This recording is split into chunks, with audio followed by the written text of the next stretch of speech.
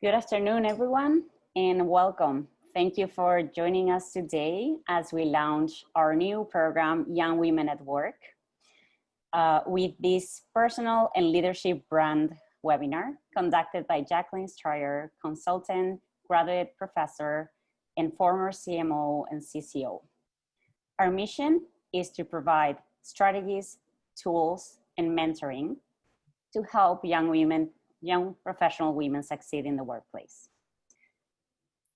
And now I would like to introduce our guest speaker, Jacqueline Strayer, a communication and marketing thought leader, consultant, cultural enthusiast, and human rights advocate. She served as an elected officer of 3 global publicly traded Fortune 500 companies, overseeing marketing and communications. Jacqueline is a faculty member in graduate and executive programs at NYU and Columbia University.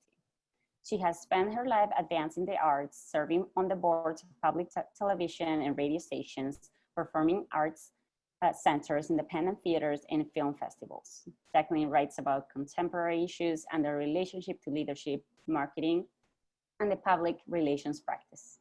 She believes everyone has a great story to tell. And now, Jacqueline, please. Take it away. We have one question coming in. Okay. How do you go about repairing a personal brand? Well, that's a really important question. You know, there are very few things that a brand can't come back from. When we talk about this in a longer session, we talk about brands that have come back. One of the notable ones is Martha Stewart, a brand that came back. I think there are, first of all, there is acknowledgement of and a definition of what do you need to come back from, okay? So not knowing what that is, you need to define what do you need to come back from? What is that, okay? And then you need to say to yourself, okay, based on what I need to come back from, what are who do I need to come back with? So in other words, who am I trying to influence to kind of basically strengthen and basically rebrand or advance myself? And then you need to identify what do those people care about? And what is it about your brand that you need to repair, that you need to extend yourself? It is absolutely, there's very little that you can't come back from. There are some notable exceptions. There are people like, you know, Harvey Weinstein and Bill Cosby, they're never coming back.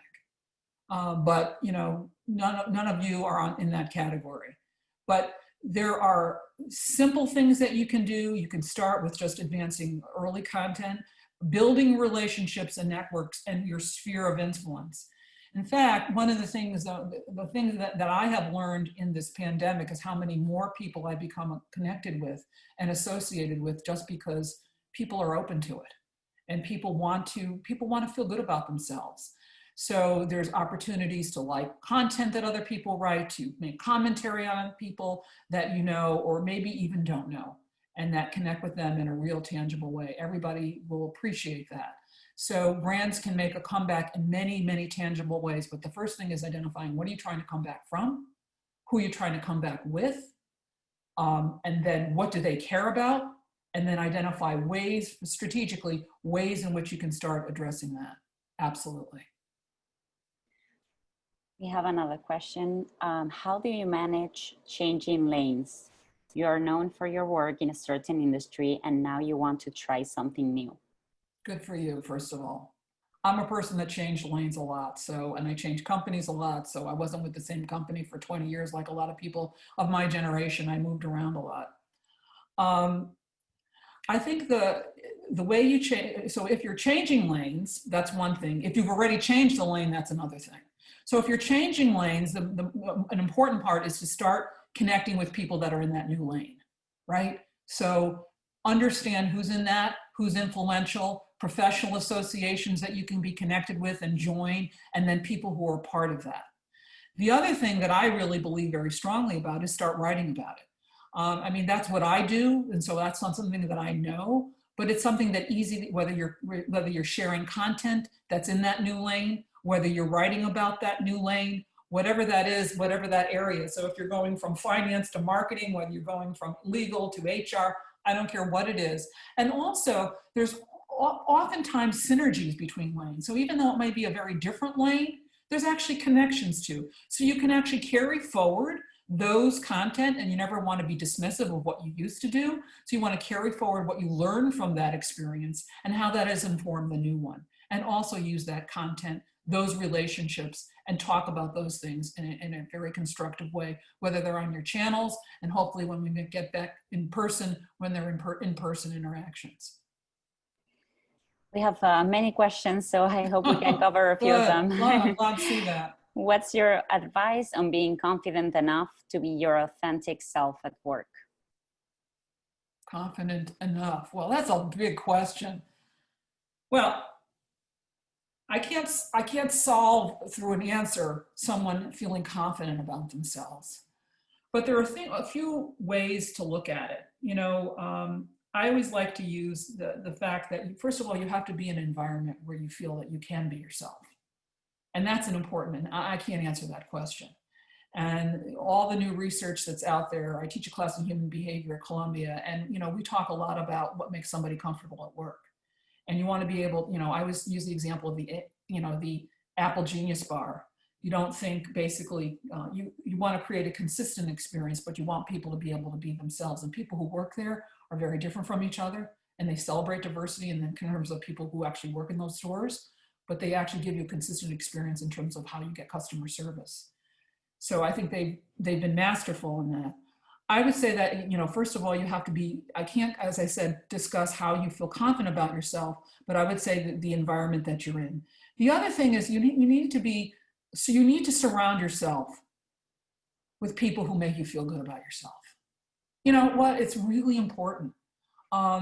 There's always going to be people that are willing to tear you down, but you need to surround yourself with people who are helping you build yourself up. And if that's just one person, you start with one person. Each one of those people will be incredibly important as you start to rebuild your confidence or build your confidence and feel good about yourself. And you know what? One of the things that's most confidence building is to do that for somebody else. One of the things I tell my students in my brand class is, okay, when you leave this room, don't so much focus about yourself. Leave this room and try to make somebody else feel better about themselves. See how much you're going to get in return for that. You're going to feel good about yourself, and you're going to feel a whole lot more confident because somebody's going to have a stronger relationship with you. So these are really important confidence builders that I say that. I can't comment on all the dimensions of confidence. It's a complicated question, but thanks for it.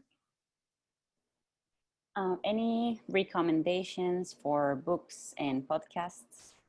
Books and podcasts. Well, I would be remiss if I didn't pull out some of these books from my colleagues and have them under my desk here of books that have been written in this moment. There's a lot of books that I read. I read a lot of content that comes out in HBR. I don't have a lot of required textbooks in my class because, in fact, when textbooks come out, they're often obsolete. But I would say that my friend Todd Churches came out with a new book called Visual Leadership, just out. I think that's a really good one. I'm going to pull out another one that's right here from my colleague at NYU, Kristen Bush, The Serendipity Mindset. It's been highly acclaimed. I think that's a really important book to read. There's any number of other books that I use. I'll tell you what I've been doing in the moment. I also read Dark Towers by David Enrich at the New York Times. He's a business investigations editor there. It's a fantastic book. I just read the creator of Comedy Central, Art Bell's new book about creating Comedy Central. It's a great book. He's actually guest lecturing in my class. I think it's wonderful if you want insight into the television industry or really what it's like to create and be an intrapreneur. So being somebody creating a business inside a company. It's a really interesting book, and how he created Comedy Central inside HBO when they merged two channels.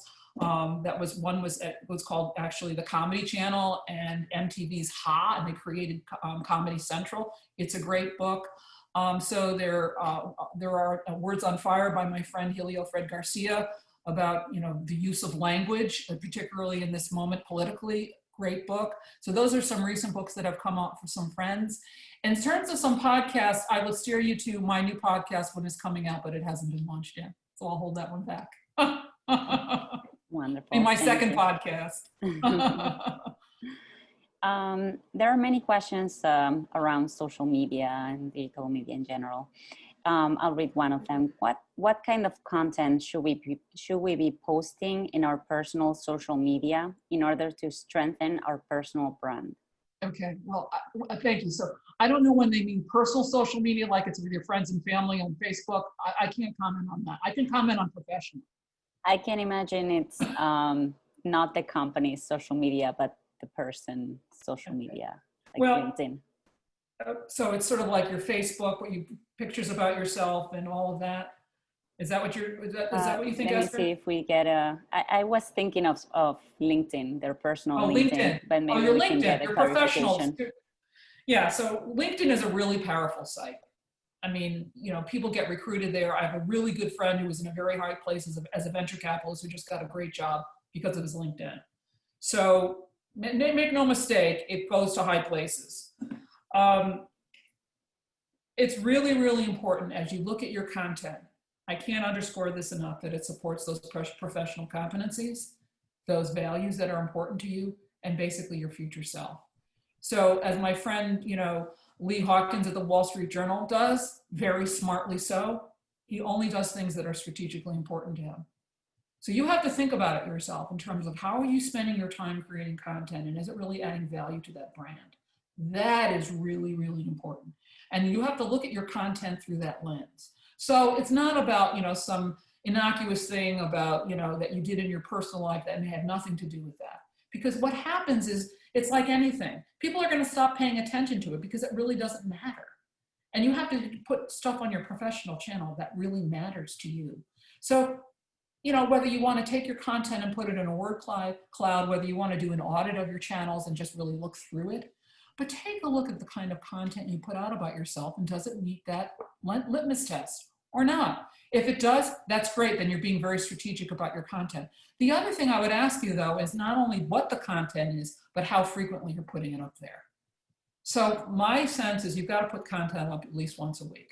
You got to start creating some content, some rhythm, some, you know, some capability. And oh, by the way, pay attention to what people are looking at in terms of people that you admire and aspire to be like. What content are people paying attention to that they are putting out there, right? And not only that, but are people putting content out about you? I had a young woman who just guest lectured brilliantly in two of my classes over the past week. And she posted something about guest lecturing in my class and she got a lot of comments on it.